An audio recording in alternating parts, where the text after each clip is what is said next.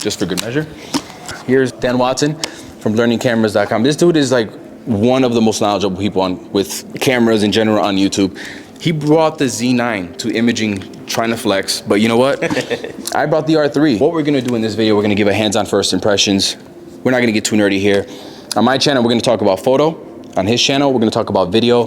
This camera actually, you know, it locked up a couple times. You know what? We're gonna just save that for Dan's channel. I've loved all the Nikon cameras for portraiture. They're great. The only issue, the one killer issue that always drove me nuts was when the camera would want to focus on the bright part of the image. So if the background is brighter, it would want to focus on that versus the person that's right in front of you, staring at you, punching you in the face. Right there. And the Z9 does not do that. This is the first, it is another level of autofocus for Nikon, and it kind of puts them a little bit more on par. Because yeah, I've noticed the exact same things with my Z series. It's not just you, it's the same things that we had when we were shooting.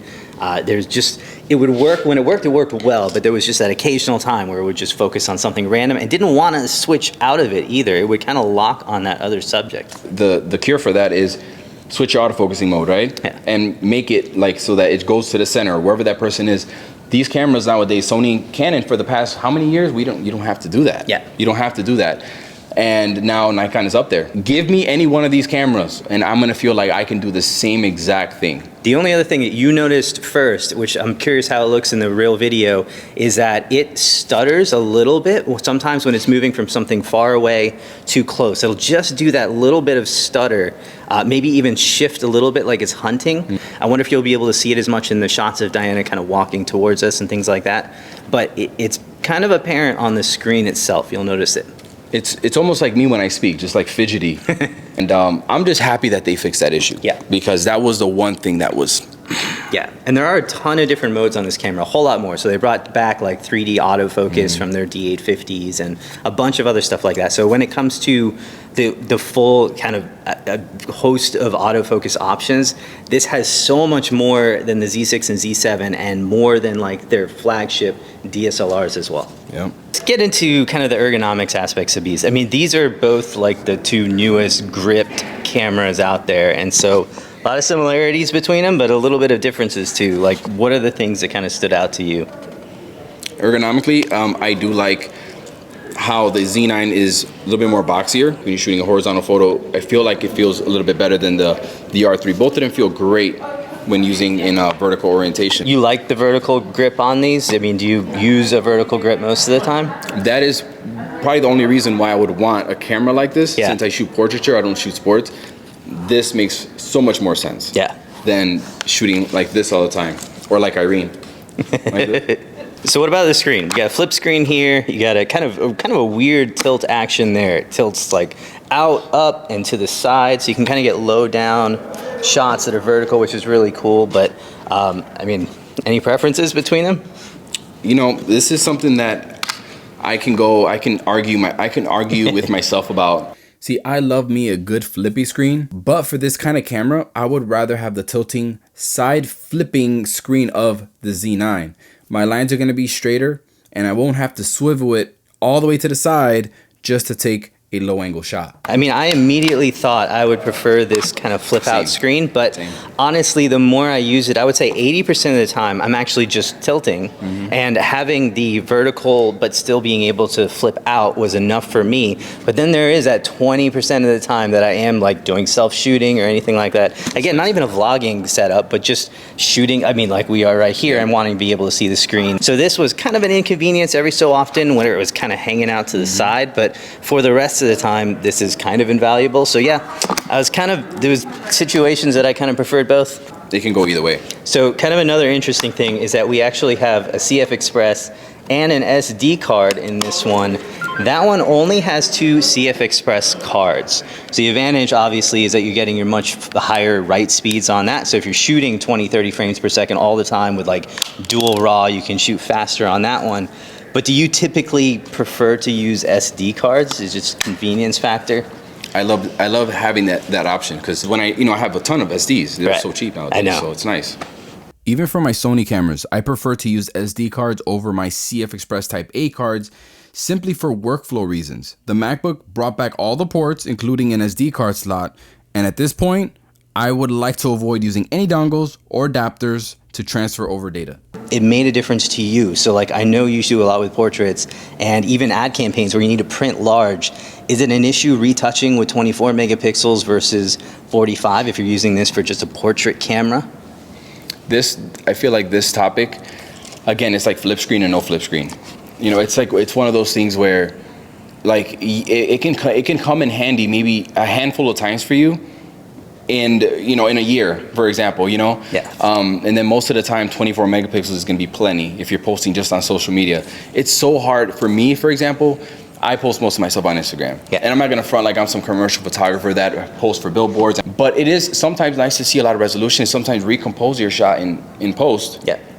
And it's nice to have. It's nice to have that flexibility, but it's not nice when you don't need it, and then you're killing you're slowing your workflow down. This is a hard one because people are torn all the time. 24 megapixels is plenty for me. I mean, you have the R5 and you've still been shooting with it, so it doesn't, right? I mean, it doesn't bother you too much. You're not like, oh man, I wish I had the R5. No. There is a little advantage in video, which we'll talk about. But yeah, for photo, again, I'm with you on that one, where there's some times where you kind of have it, but 24 is really enough for pretty much anything you're doing. I was completely talking in circles here, so I'm going to just do a voiceover. There is one problem that I see with the Z9, and it's not the camera itself.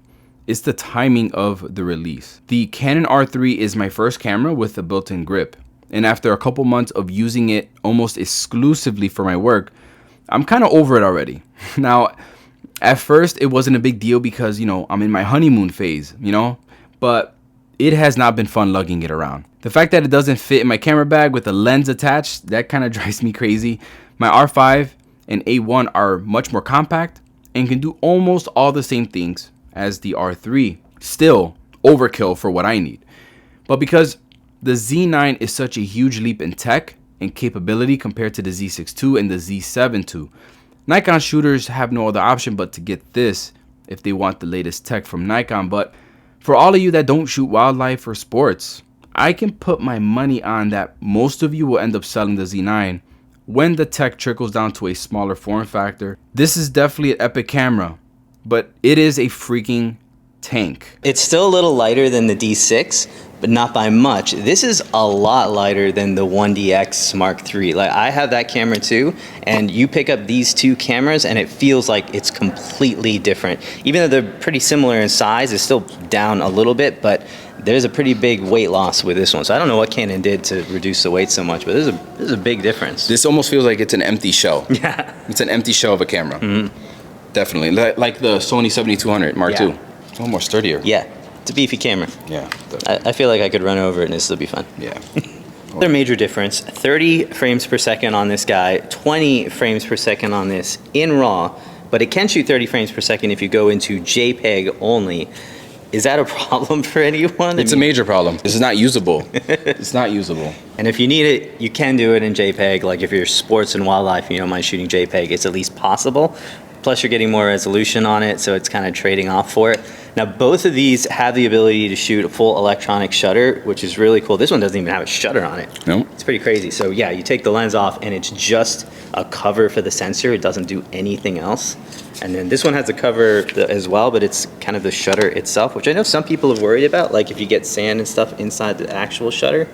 I don't know. I've never had anything bad happen, so yeah, me hasn't either. been an issue to me. Yeah, me either. Underrated feature that I still feel like there's not enough attention on the internet is the eye control on the R3. Oh yeah.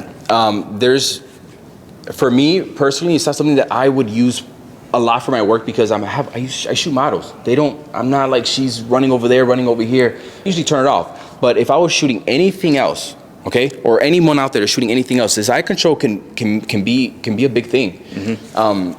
Because you cannot physically move your focusing point from this end to this end. Yeah. As fast as you can move your eyeball, and when I calibrate it to my eye, it's very accurate. Nice. So I feel like that's like that one advantage of the R3 over any other camera right now.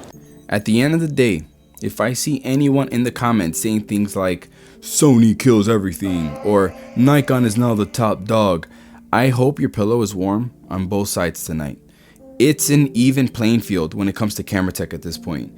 Now things like lens ecosystem and ergonomics should play a bigger role when it comes to finding the camera that's best for you.